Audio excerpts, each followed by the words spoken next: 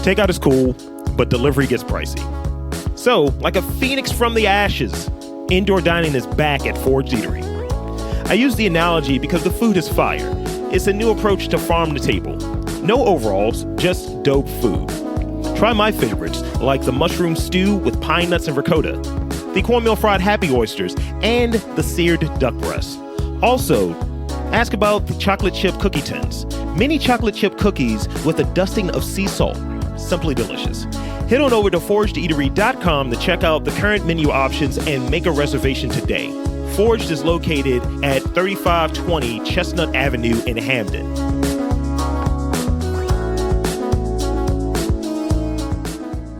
Welcome to Getting to the Truth in This Art. I am your host, Rob Lee, and today's guests are Emmanuel and Nick from Slum Paradise, a multidisciplinary art and design collective. And I saw a little something about a little record label in there too, so we're going to talk about that a bit. But welcome to the podcast, gentlemen. Thank you. Welcome. Thank you for having us, man. Good to be here. So I gave the rundown, and when I do the rundown, I'm not a pitch man. I may sound like it. I might look like it to some people. I'm not a pitch man. I like to let the creatives talk about what they do and describe their work. So if you will, either of you, feel free to take the baton. Describe Slum Paradise. Well, like starting off, Slum Paradise is a metaphor for the world. You know what I mean? It came about just like the name came about as an amalgamation of being you could be in the most amazing place in the world, physically, but your mental space might not be the same or vice versa. And there's ugly parts of the world physically as well, not even on the spiritual side, but just physically. And there's just ugly truths and things going on, but it's all beautiful all at the same time because it's all existing, all in the grand scheme of everything. And we kind of wanted to represent that and making an indication of our environment because we think Baltimore, that in of itself, is Slum Paradise. And we wanted to relay that further. Manny wants to keep going off that. He definitely can. I feel like you hit the nail on the head. I dig it. I think part of it is where when you I do another podcast and it's like comedy, and as you probably can tell from my temperament, when it's just like everything is a fucking bit. But I was calling pretty much 2020. I was like, welcome to the quarantine. It's like we're all quarantined, but it's a paradise, baby. You've got the right stuff around you, and that's the way I look at it. So I dig it. So I'm gonna let Manuel chop in on this one real quick, and then Nick, you chime in after. Creatively, right? Since you guys kind of hit multiple areas, creatively, name a design or a fashion brand that's had a big impact on what you do. I feel like the things that really got us excited about making Slum Paradise and the way that it came to be was more so from a place of having all these concepts and ideas and feeling somewhat limited at the time. Sure. And really wanting to create a way to be able to cover anything that we wanted with this overall arcing concept. Slum Paradise being the good and the bad, which we also play off of aesthetically, even with Slummy, our main character, is kind of cute, kind of gross at the same time. I feel like a lot of the inspiration for Slum Paradise came more from a feeling and kind of reflecting back on our childhoods and nostalgia and what made us excited about things when we were young. I don't think that there was necessarily a brand that made us oh yeah, let's make clothes. I don't necessarily I've always been into clothes, and even from a really young age, I was interning and working under other small clothing brands and learning how to manufacture clothes so that I could own things and be able to have as much ownership over the business as possible. But I admire that. Yeah. It wasn't necessarily supposed to be just a clothing brand, just like it's not just a music label. So I don't think that there was necessarily a clothing brand that inspired us to start. There's a lot of local clothing brands that are making moves in the area that we also really try to support. Like, we had, before COVID, pre-COVID, remember those days? PC, yeah. All the time, like maybe at least 2 to 4 a month, 2 to 4 a month. And we had an event called the Royal Mess where we would get a bunch of local clothing brands to come together and one would pop up. So it would be like 4 different brands all cultivating an audience that can now build a bigger community. And that's really important to us. So like, we definitely are about, supporting and pushing other clothing brands, but Slum Paradise in and of itself was more so us being like, we have all these ideas, people telling us like, oh, you can only do this or you can only do that just based off of the first thing that they knew us for. And us trying to develop a system to do whatever we want, but it also all be cohesive. Yeah. To like piggyback off of that, like, real quick, I'm super jealous of Nick right now, by the way. Oh yeah, gotta be smoking, man. Fucking but yeah, like when me and Manny met, it was like 2013, like 2014, like around that time, and like the whole brand, that in of itself, it started with art and it started with music at the same time. Like Manny was already making music, and like I would like, write music, but I was just selling weed and what I'm saying? This is great. And like, but we some dope art at the same time. Like, yeah, we were like making art together, and it was cool because like on Instagram, like there's like this kid over in London. His name is Charles, but his brand is Agent Core, like Agent 33 Core, like corporation. And he makes really hard silhouettes of like shoes. And I would always talk with him and just like bounce ideas back and forth. And he really likes Slum Paradise because, from back in the day, we used to talk. And now he's like doing his own thing. He's like pretty involved in everything, and like seeing your peers like continue to progress in the fashion world and achieve like really amazing feats is like continues us wanting to push it.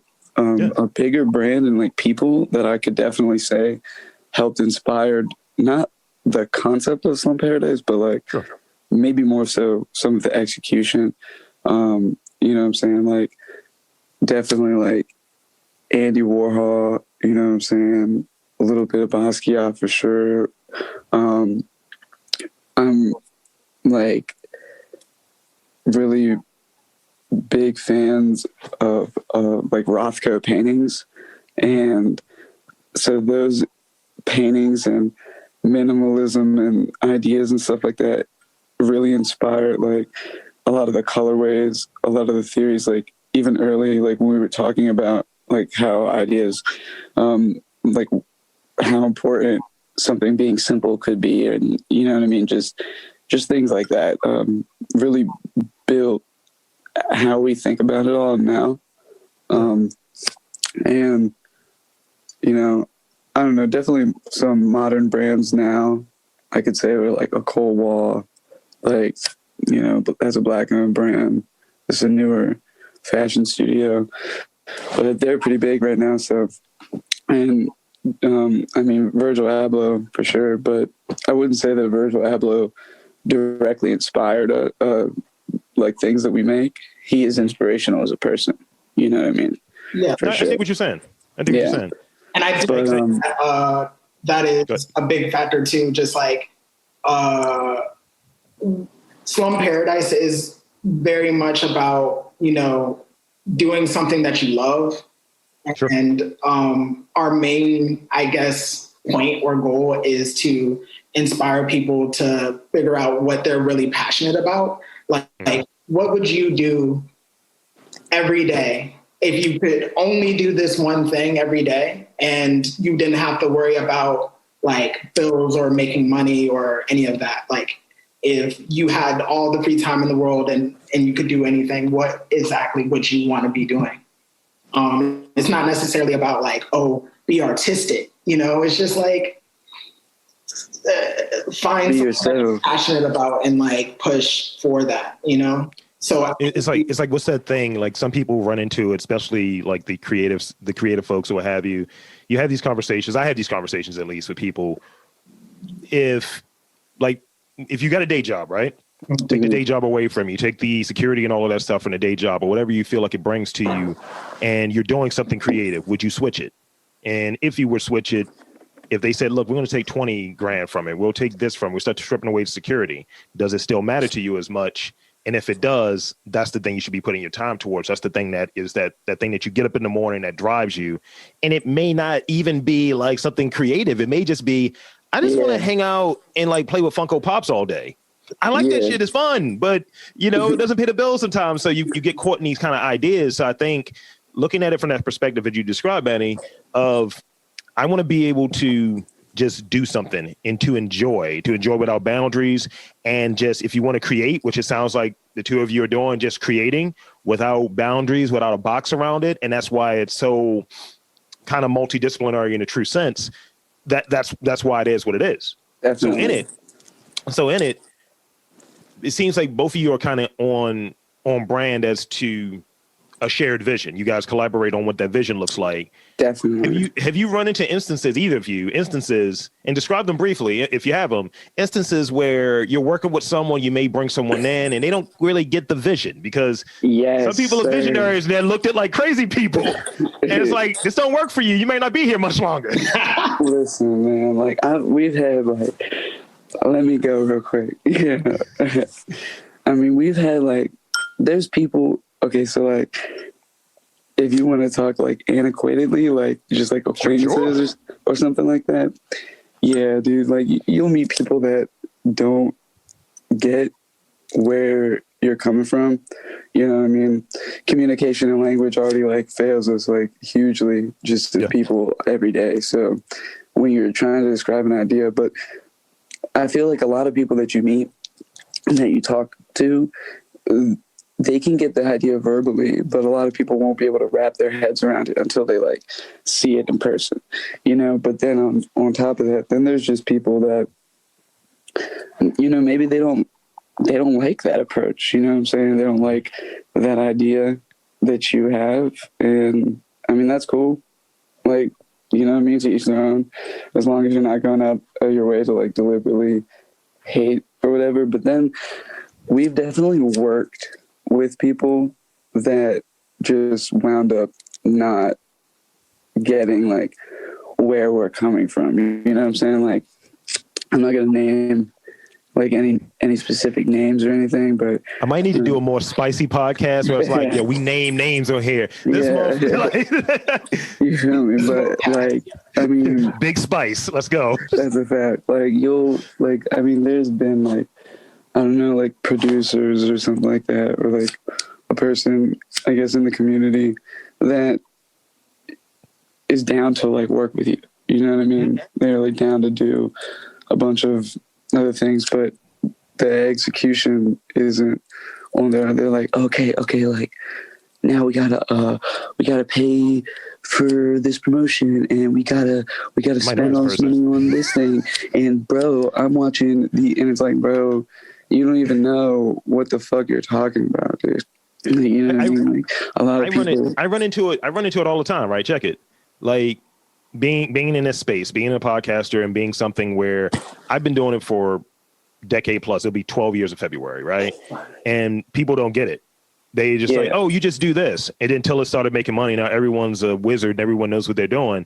And my thing is, I know more about it. I've been sitting in the meetings with people who, 4 or 5 people cumulatively, have 6 years of experience. It's like me by myself. I got twice what you guys have cumulatively. And they're telling me what the vision should look like, what the brand should look like, and it's like, I was already doing this. So I would imagine when you're sitting around with people and you're like, I know what this should look like. Yeah. I know what my brand is. Like you said, what is it? The not the mascot, but the logo, Slummy. Yeah. It's like I know where I want this at. I know that this should be on this stadium jacket in this place. And that's the thing. If I'm being factual about it, that's the thing that caught my attention more than any other piece there. Because, you know, like just the logo, it's like, you guys have a branding thing. Let me investigate further. And I was like, you know what? Let me send out this message, because it reminded me of almost like a combination between like Slimer and Krang from like Turtles and shit, Ninja Turtles. And I was like, this combo, I was like, yo, what's good with y'all? I was like, one, I'm gonna need that jacket. Two, what's good with y'all? And I'm happy to be able to talk to you guys a little bit further about it. So, and here's the thing. So I read that toys is the thing. Yeah. I read that home goods, clothing, and music. So I want to focus on toys because, like I said earlier, got Funko Pops in here. I get busy. I want to see myself as an action figure. What were some of your favorite toys kind of growing up that, because you may not say like, yo, this has definitely had an impact, but back in the mind, it's like, yeah, this does kind of look like that, don't it? So what kind of toys that it was like, yo, this was kind of really cool. This meant something to me. This may have in the back of the ether had some impact on how I approach certain things. What toys did you guys kind of like play with when you were younger, like that kind of hit you? That's actually really funny that you say that, because I specifically, and I might not get any love for this because I don't know how I'm listening.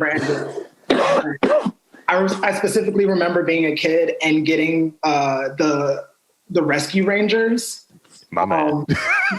I don't know if y'all have seen a Rescue Ranger, but go ahead and Google that for some visual reference. It's like their calf muscles are insanely huge and disproportional. Like, that's how you know that you found it. When I was a little kid, I used to get those toys, and I remember the first thing that I started drawing was the toys. So the way that I proportioned the body was based off of that character. And I remember, like, even going back home, my mom, she saves everything that I draw, no matter how good or bad it is. Like, that's moms. She will go through the trash. She is dedicated. I don't understand. But yeah, I had old drawings of these like action figure looking dudes, and they would all be in the exact same stance, and I would just change their clothes. So the whole time I was like low key already kind of on this. Like, I feel like that is just like a random toy that doesn't really sit in the nostalgia as much as like Teenage Mutant Ninja Turtles. I have Power Rangers. I feel that. But like check it. Like the way what you just described was my experience back in the day. I'm doing this podcast, right? And full disclosure, I'm one of, you know how like, what is it? In Toy Story, they have like the toys they got broken or the toys they got rid of. Yeah. It's kind of that vibe when it comes to art for me. It's like the School of Art was like, nah, I think you're all set. I think you're good. And they just kicked me to the side. And I was just like, yo, so I do this as a way of like kind of going back into some of those roots. And what I used to do all the time was draw action figures that I had, old like X-Men action figures, or even I would go through the old Wizard magazines and try to draw the covers or things that really caught my attention. That's what I was doing. And I would say like certain artists in there weren't really particularly good with anatomy, like Rob Liefeld. It's like, yo, every dude in here's chest doesn't match his body, or nobody has fingers. And I was like, well, this is my style now. It's really crazy too, because it's like, I feel like I get way more interested with stuff that is like disproportionate. Like I would be more entertained by a little kid's drawing of like a cow than I would be of like something that's super perfect. So how about this? How about this right here? This is a question that I have like a few more questions because I don't really go too in depth, but because I got rid of, because I've heard some complaints. I got rid of the Baltimore ball buster questions, I like to call them, and people get real like upset. People said like, yo, a little nervous coming to your podcast, man. You got some ball busters. Like, where do you get your crab cakes from? Where do you get these? Where do you go at when you're trying to spend the bin? You used to go to Fatalies, but the motherfuckers closed that shit down. You know what I'm saying? Nick gets it. That's right there. Nick gets it. Right. So this is the question I have for both of y'all, and this is like one thing each of you, right? Not that I'm going to steal it, but what is your most prized possession? See?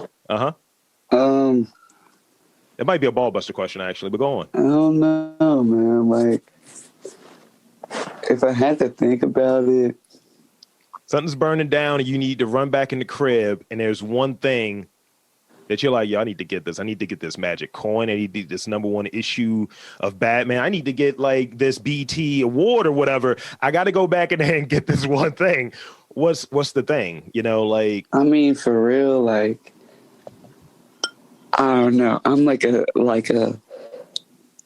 if the crib is burning down and I gotta get one thing, yeah. It's probably just gonna be my bud. Yeah. That's great. That's great. That's Like, great. That's a really honest answer. Like, I mean, I don't like.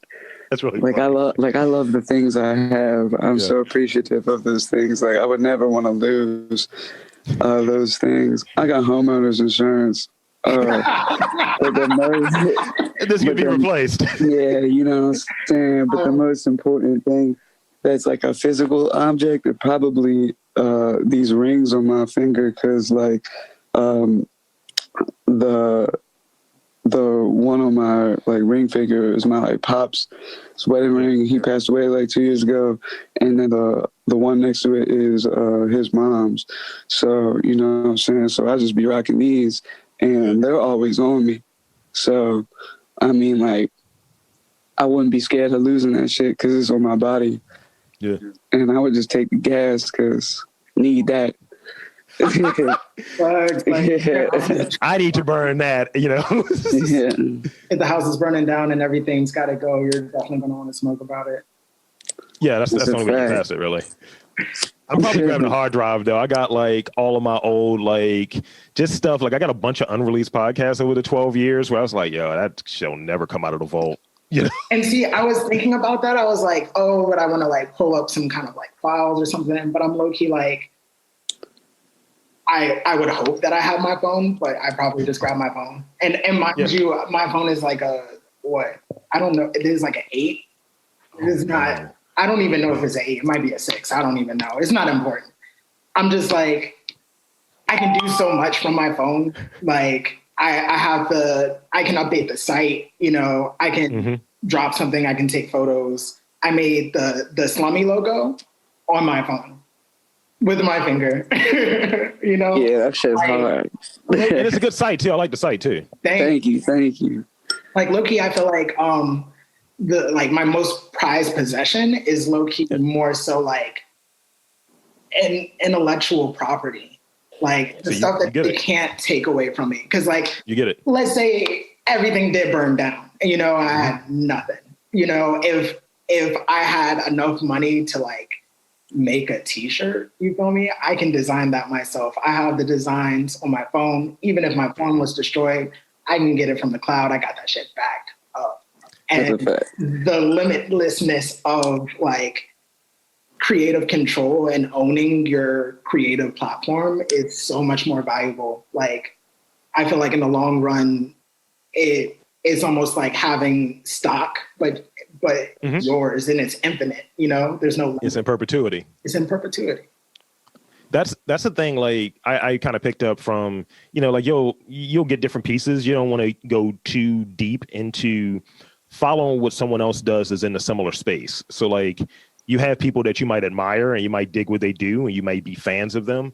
So like, I like what these Zamiro do or what have you, but I don't want to like steal what they're doing because it's what they do. But one piece of advice that I got from them that I kicked to my co-host at one point, I was like, we have to continually be us in the most unapologetic way possible and be honest with each other.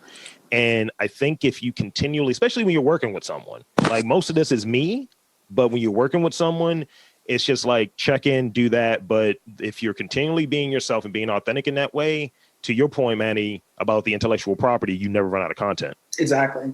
And I think even going back to your question with like working with people, I feel like over the past like year or two, I've had a lot more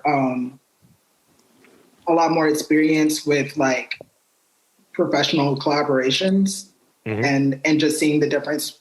Not even necessarily on like attention level, but just how seriously you're taking it level.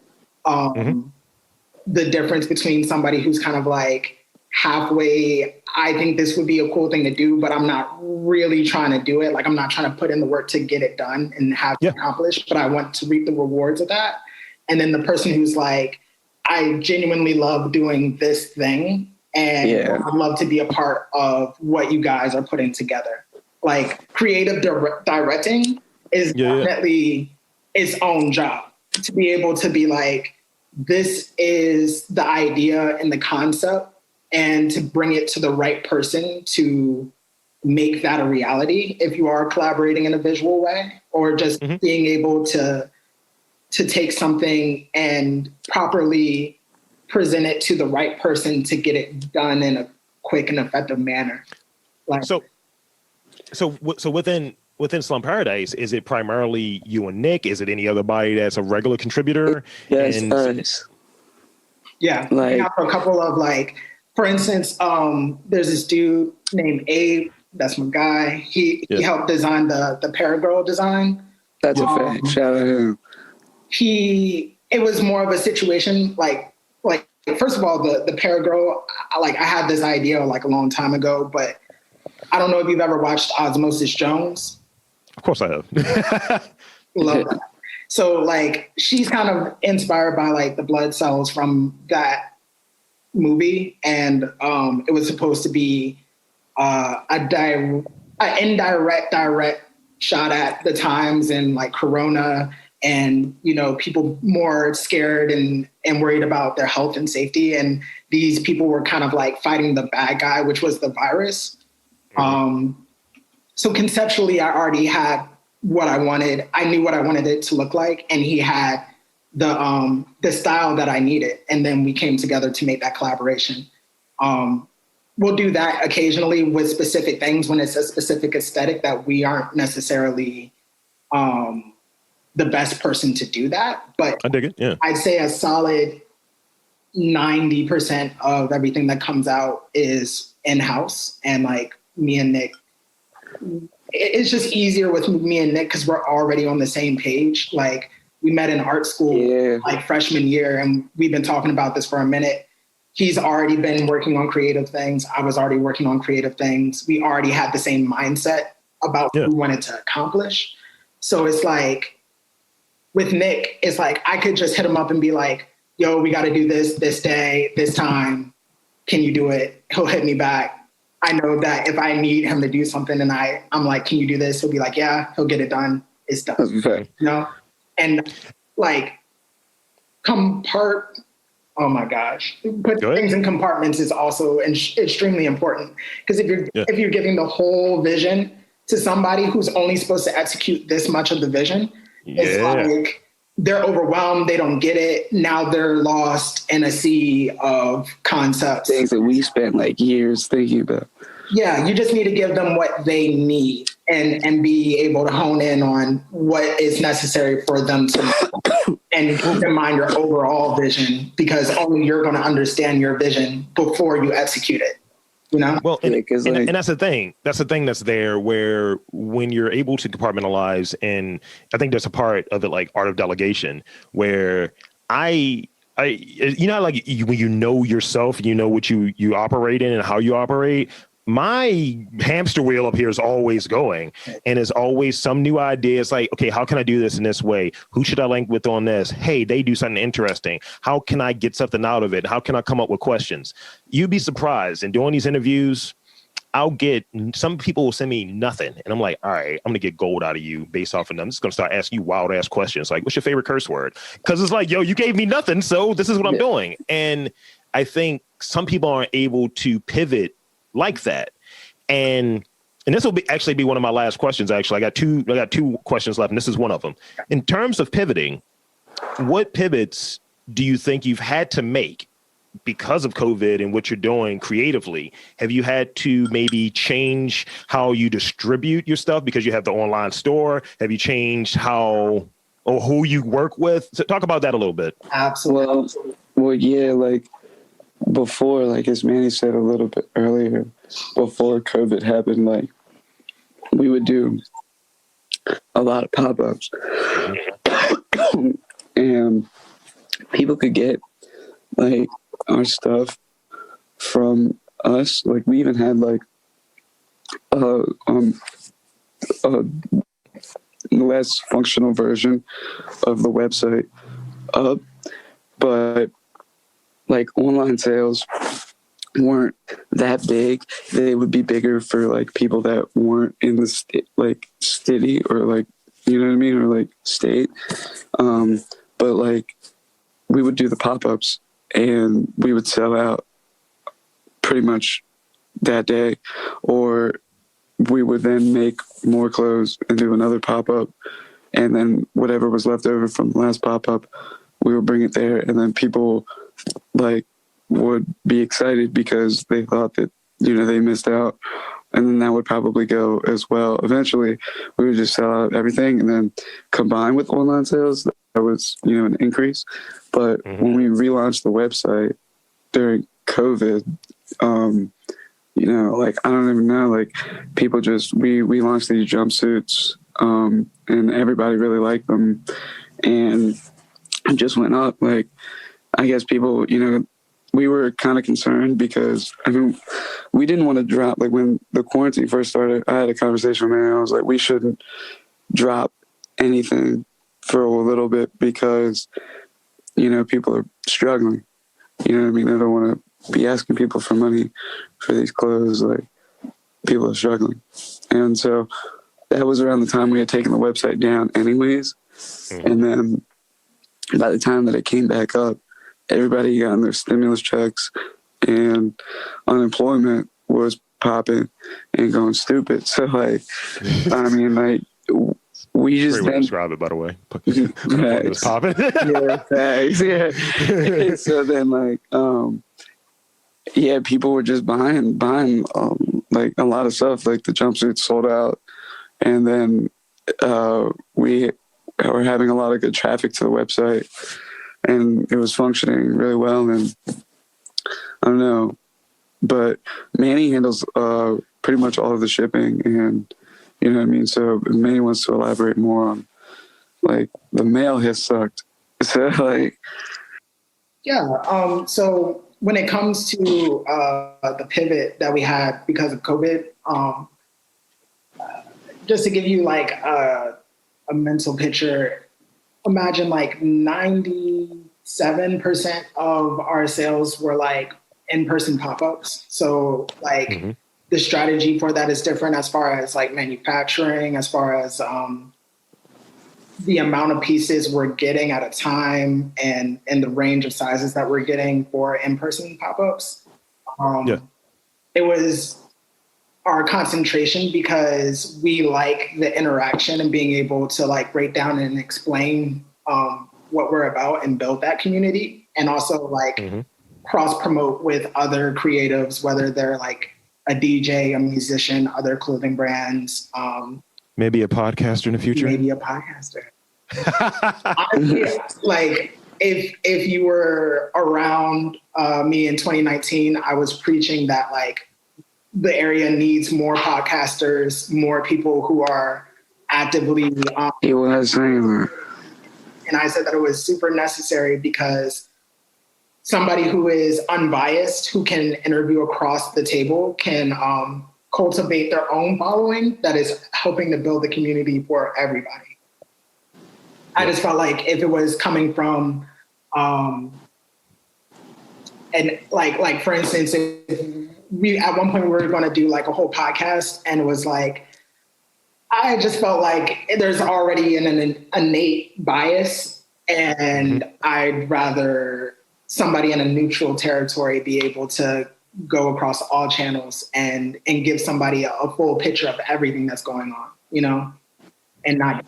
I dig that, yeah. But yeah, back to the pivot. Once COVID started, obviously we couldn't be doing these events. Like I was heated because when I tell you that I had at least 12 different there was a lot in the next 3 months. Yeah, we had like pop-ups in Philly and like New Jersey, and like there was like a bunch of other places that we were going to go to. And we were already consistently doing pop-ups like Philly, New York, like I go down to Virginia, try and set some stuff up. Like I was trying to get a more regularly occurring pop-up to happen too for the community and have other clothing brands rotate through. Ways to get more money into the creatives' pocket so that they can keep pushing forward.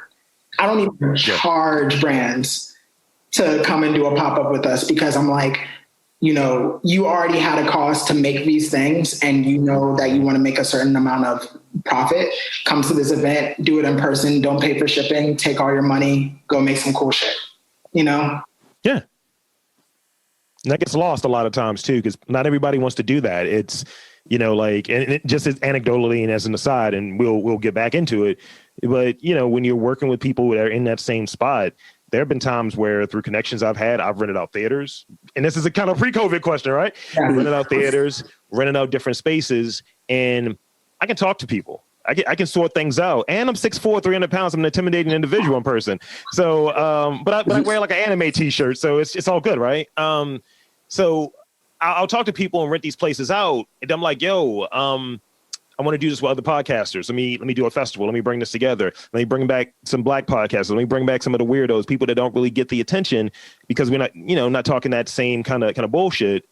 And then suddenly, how much we owe you? I was like, you don't owe me anything. I'm doing this. I just want you to be a part of it. Bring your A game. It's one of those things. Showcase what you do. Yeah. And whatever you get out of it, we got a merch table set up. I got my people running the merch table. It's like, this is just for you. And I'm trying to show like, yo, this is how you build a community and we'll work together in the future. But please continue. I just wanted to put that out there. No, I'm on the exact same page. Like, I don't want to take money out of anybody's profit. I don't want to disable your brand from making as much money as possible. I just want to cultivate the community because that's going to help everybody. I'm going to make the money that I make off of Slum Paradise. Nick is going to make his sales off of Slum Paradise when we come to people. People are coming for us as much as they're coming for anybody else. Yeah, because like, and then like also you got to think about it too, like, because like with online sales and stuff too, like a lot of our sales are like in Canada and like Kansas and like LA. Yeah. And like not even like as far as online sales, like I mean you'll still get a lot of online sales from in the city for sure, like people in town, but a lot of them are like out of town. You know what I mean? It makes you more broad, and when you do it in person, and the purpose of it being in person, it's a regional, tri-state kind of area. Meet the individuals, press the flesh. Don't cough in anybody's face, wear your fucking mask, shit like that. But when you're doing it online, you're able to have a broader appeal, and you're able to hit other people. So if it's an in-person thing, it's like, yo, let's just make it happen, make your money from these people here, and maybe this gives some of these other brands the impetus to build out their online infrastructure. And maybe it is networking. Maybe it is all of these things that makes everyone stronger. And also, I genuinely believe that if COVID didn't happen, we would have just tripled down on doing pop-ups and in-person events. The website wasn't really a concern because we could rarely keep inventory long enough to put it online to be selling it online because it would be sold out in person. But once that's a fact. We had to triple down on the website as far as like if we're going to continue to push things forward with the brand and make this accessible, then this has to be it has to be shown correctly. We have to build trust with the audience. We have to bring the people who are already here supporting us in the physical to the digital realm. Because a lot of people would just be like, we're just going to pull up. You know what I mean? Like, yeah. No shipping, no nothing. Yeah. I definitely feel like, revamping the website, making it better was necessary. A lot more back end stuff, just like tracking numbers for everybody. Everybody gets their tracking numbers, making announcements. Oh, orders are going out today. Please check your email. Shipping issues, like shipping issues. This thing got sent wrong, ordered wrong. It was terrible. Holiday season, USPS was so backed up. So bad. It's still fucked up. So put it this way. It's on time. just know that it was USPS, and it's not even their fault because they have like a quarter of the staff that they usually have because of COVID. Yeah. And they're moving like triple the amount of stuff because everybody's shopping online. So terrible. Put this out there. I'll send you the link to. I'll send both of y'all the links to this. On the other show I do, Robcast, that's been around for the 12 years. I was sitting there, I was joking with my girlfriend because we saw a postal worker for the first time in like weeks and shit. And I was like, yo, baby, roll the window down. I'm a street harass this postal worker. I need my shit. Hey, you, baby, I'm talking to you because you dressed that way. You got a package in there for me? And she was like, you stupid as shit. And I was like, I just want my package. I'm not harassing. Hey, you in that uniform, what it is? You got something in there for me? I think it's important because from what I'm hearing between the two of you, community is a key thing, right? Community is important, and in a few words, and this is actually a bonus question I'm thinking of. In a few words, Baltimore. Let's talk about that a little bit. What do you? If someone is like, yo, complete this sentence, right? And they ask you, what is Baltimore? You have to finish this sentence. Baltimore is, how do you finish that sentence? Baltimore is building. Baltimore is building. I feel like a lot of things that are happening in Baltimore can get looked over for even more major city. Not to say that Baltimore isn't, but like a New York or LA is going to get attention first. But I think that the like overall DMV area, like I'm originally born and raised in Richmond, Virginia. Sure. I came out here for college. I've been here for like 5, 6, 7 years now. I'm a citizen. You are. You passed it. You've got enough OB in your system, so you passed. The OB is flowing through my whole nervous. Oh my God. I swear. But no, Baltimore's building because like even just in the few years that I've been here, it's been such a dramatic growth in like infrastructure of like the colleges, I feel like the college scenes are going to get even bigger once COVID stops and people can go back to school like normal. The creative scene is really building because there's a lot of like Micah. We both came from Micah. There's a whole art school and a bunch of people in the community who are doing creative things. And we have these good venues. Oh, let's pray for the venues that they make it through COVID. But yeah. Like also like, I would even say like, I don't know. Like, I feel like that's a hard sentence right away to like stop. Cause like, to me, just Baltimore is like home, like I'm from here. I'm born and raised here. And like, I hear the accent, man. I hear you. Yeah. Like, so like, I don't know, like, but I was like, there's a lot of problems like all over the city. Yeah. And there's a lot of things that can get improved upon.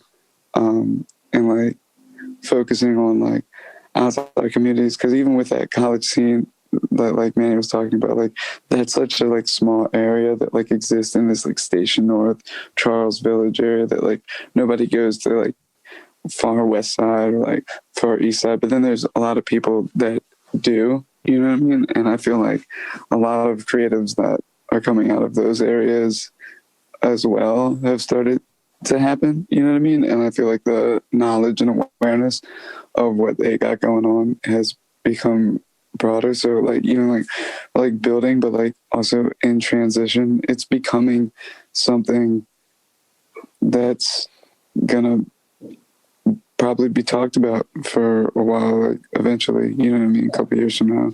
Even with the riots and like the protests, like Baltimore got another eye on it for all of the things that came from that. And I definitely feel like there was a lot of creative people who used their creativity to share their voice. And I think that since that happened, people who are not from the area, when they hear Baltimore, they already have a like heightened ear to like, oh, what's coming from here, Yeah.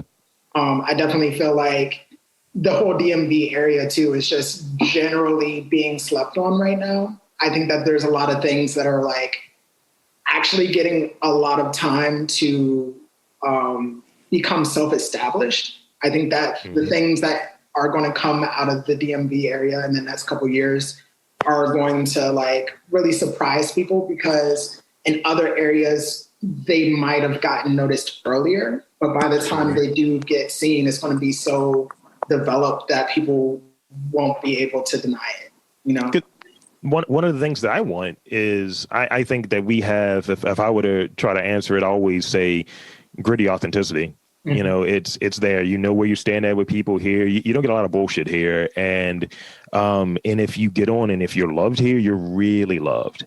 And that community, that artist community, that creative community, it's accessible, but also it's kind of gated in a sense of, we need to see if you pass the test first before you can't just come in.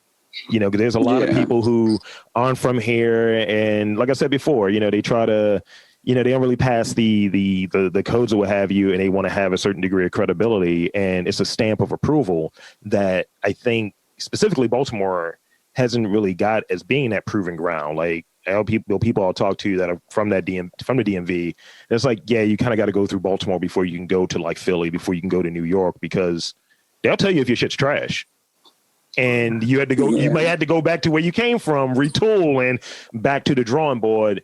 And once you get, it's like going into the playoffs. You got to eventually beat this one team before you can get to the next round. Baltimore is that first team. That's the way I like to look at it. So in this last question, before I let you two gentlemen get to the shameless plugs here. So this is a music question, because we really didn't talk about music too much. And this is a weird one now. So it's long-winded.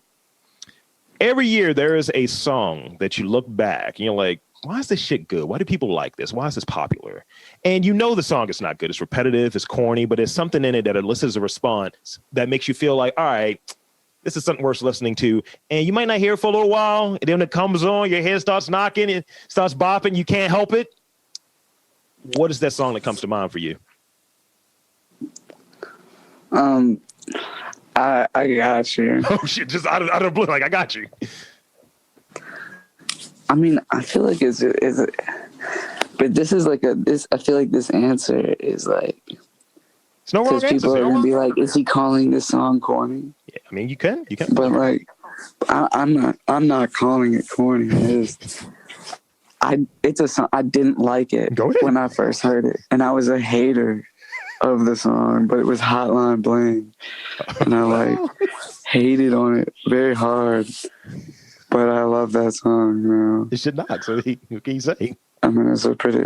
I mean, if it comes on, I'll fuck with it. You know what I'm saying? A song. Yo, and like I know a lot of people might say this, and it's probably recent. Another one, just a bonus one, I guess, right? And I don't even fuck with this artist. You know what I'm saying? Like, no hate or whatever. I just don't like his music. You know what I mean? But like that Old Town Road shit. Hello, Nas X. Real talk, like I shit you not, like I came in the crib like months before that song like blew, like at least 2 to 3 months, and my roommate was like, yo, peep this, because Red Dead Redemption 2 online came out, like, you know what I'm saying, and everyone was playing it, and riding your horse took a long ass time, and the original video for it was a meme. It was just a video of a bunch of scenes of the horse running on GTA 5, and like Lil Nas X or whatever like put it out, and it was like, it had like 6,000 views on YouTube, and it was just a joke that was like getting passed around the gaming community. And like at first we used to play the song like because we thought it was hilarious, like, and it was lit. It was funny. It was like, we was like, yo, low-key, this is hard. Like, but then it went crazy. Like, and it was like, oh my God. Like, I don't know. So then after a while, I don't like that song. Like, you know what I mean? Like, actually, like, I can't even fuck with it now. So. You want to hear something ironic about that? When I was coming up with that question, that's the song that popped in my head as I was like, what would be an example? And I was like, take my horses to, I was like, yo, Old Town Road. Absolutely. That's the song. Spin it. How about yourself, man? You got anything that comes to mind? Well, okay. I like a wide variety of things, and I know I have certain playlists that I'm not going to play around other people because I'm like, I know that my friends will be like, "What is this?" Like, okay. For instance, I have a playlist that's called Instant Dance Floor, and This is what we're looking for. right, exactly. Sometimes, you know, sometimes you go to the party and it's like, oh, the aux cord is available, and everybody's like, oh, I don't know. So I have a playlist, and I mean, honestly, I don't know how it would actually go over because I never actually got to like play it at a party. But it has a lot of like dance hall, like a lot of like hard ass beats in other languages. Like I have to look up what they mean before I can really be jamming out, kind of thing. But it's Sometimes it's super problematic. yeah. You know, and speaking of problematic, okay, if I was going to like reel it into something like more specific that I've like recently heard that I was like, this has not aged very well. I don't know if you guys remember Uchi Wally by Nas. Of course I do. But the remix, Getting head. I was like, yo, when I heard the remix the other day, I was truly like, this sounds like your grandfather being like, oh, you don't know nothing about that. You know? I was like, yo, Yeah. they're really going hard in this song. Like the chorus seems so lighthearted, but every verse is just like, wow, we're wilding out on the track. You know? There might be bodyguards in that song. Who knows? Yo, I have no problem with the song. I love the beat, love the chorus. In the remix, they were wilding on the verses. Just take a second to like really digest that. I'm going to re-listen to it now because I own that like Queensbridge album back in 2001 or whatever it came out, and I was like, yo, there's a large dude getting loose in this verse. Yes. And he keeps saying head every time he rhymes. I was like, yo, I'm here for it. Yeah. So in the last question we got, not even that's it all as far as the questions. I'm gonna give you two folks an opportunity to shamelessly plug anything you got, your website, social media, all of that stuff. And again, thank you both for coming on. This has been truly a great opportunity to learn more about Slum Paradise, and both you, Manny, and you, Nick. So please regale us with any of your shameless plugs. I'd say first and foremost, slumparadise.com. Super simple, you know, the name.com. Efficient. It's very shameless. Yeah. Well, first off, I want to say thanks for having us. It was pretty cool. But yeah, I don't know. Like Manny said, slumparadise.com, the name. Very simple, very easy. And then, you know, he's Manny Pockets, POKITZ on Instagram. I'm Perkadelic, PERKADELIC. You know what I'm saying? I got a project coming out pretty soon. It's called Watching the World Burn.